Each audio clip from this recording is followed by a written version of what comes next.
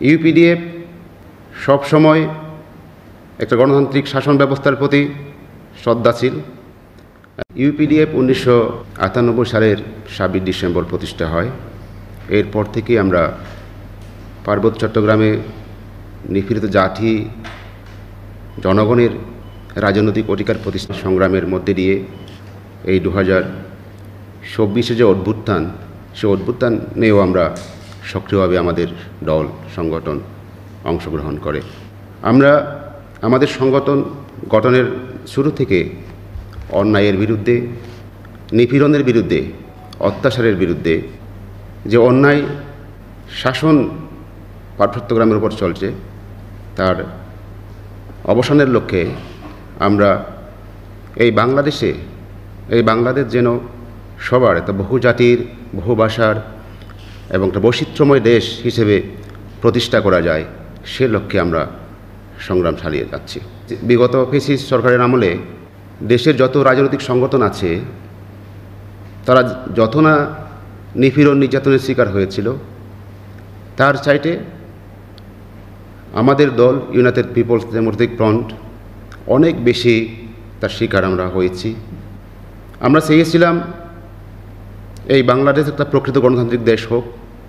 এই দেশে সকল জাতি, ধর্ম, বর্ণ নির্বিশেষে সকল জাতিসত্তার মানুষ ঐক্যবদ্ধ হয়ে তার নিজের রাজনৈতিক অধিকার, ভাষা, সংস্কৃতি, তার অধিকার ভোগ করে একটা সমৃদ্ধশালী বাংলাদেশ আমরা করব। কিন্তু বিগত সময়ে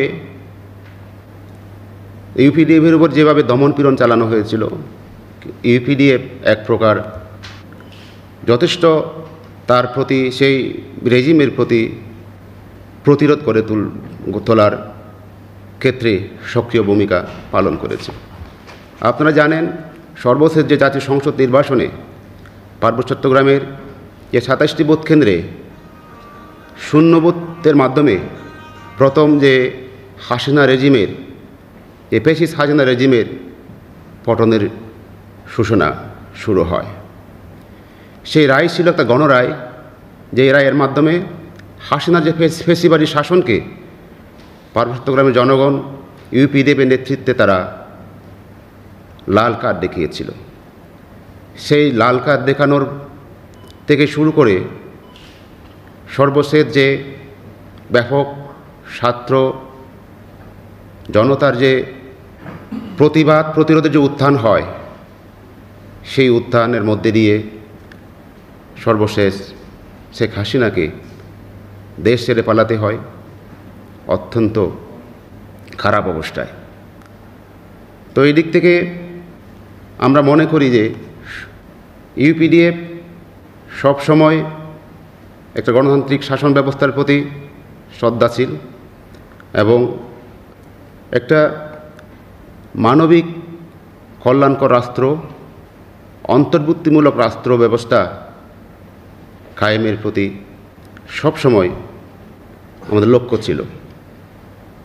তো এই লক্ষ্যে আজকে 2024 গণ অভ্যুত্থানের পর যে অন্তর্বর্তীকালীন সরকার ডক্টর ইউনূসের নেতৃত্বে গঠন করা হয়, এই সরকারের কাছ থেকে আমরা পার্বত্য চট্টগ্রামের জনগণ অনেক কিছু আশা করেছিলাম।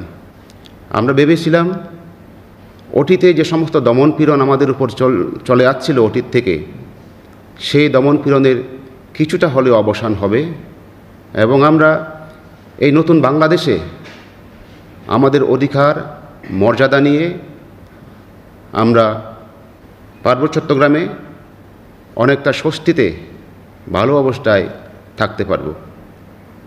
কিন্তু অত্যন্ত পরিতাপের বিষয়, আমরা দেখেছিলাম সেই 26 গণ অভ্যুত্থানের পর, 5ই আগস্টের পর রাঙামাটি এবং খাগড়াছড়িতে যেই ঘটনা ঘটেছে, যে হত্যাকাণ্ড ঘটেছে, এটা কখনো প্রত্যাশিত ছিল না।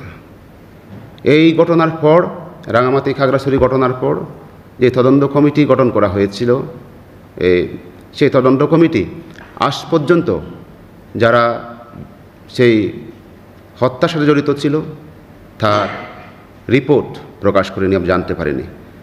তো এছাড়াও এখনও পর্যন্ত যে অবস্থা রয়েছে পার্বত্য চট্টগ্রামে, সেক্ষেত্রে এই বর্তমান যে অন্তর্বর্তীকালীন সরকারের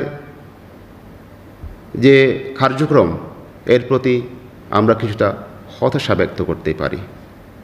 তো আমি সব মিলিয়ে আশা করব অতীতের ঘটনা থেকে শিক্ষা নিয়ে আমরা সবাই সামনের দিনগুলোতে ভালো এবং এই দেশের জন্য, সবার জন্য মঙ্গলজনক পদক্ষেপ গ্রহণ করে আমরা একটি সুখী, সমৃদ্ধশালী এবং অন্তর্ভুক্তিমূলক বাংলাদেশ জন্য আমরা করতে পারি।